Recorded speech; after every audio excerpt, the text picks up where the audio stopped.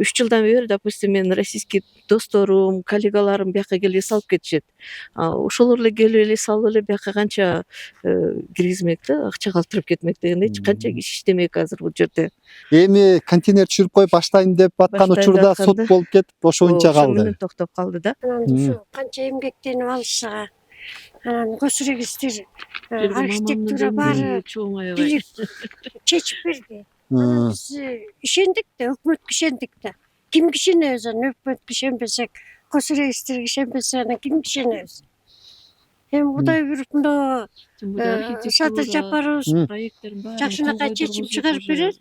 утверждать эткен Алардын эмгегин билип. Түшүнбөйм. Ошентип эмгекти билишиңер керек.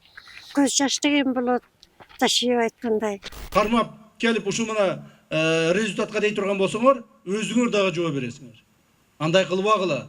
Адамдын убалы жаман. Жапаров айткандай, эмгекти жебеш керек. Садыр иним туура айтат, Садыр балам. Анан эмгекти жебешилер дагы туура чечим чыгарып бергиле.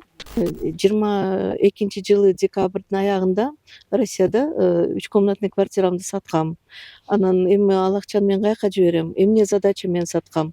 Балам чоңоюп атат, Кыргызстанда жашап атат. Өзүм да Кыргызстандын жараны болгондон кийин бияка келип бир дополнительный бир мындай иш кылайын, бир лишний бир акча болуп, мындай нан табайын деп бияка эметип инвестиция кылайын деп ушул жерди сатып алганбыз.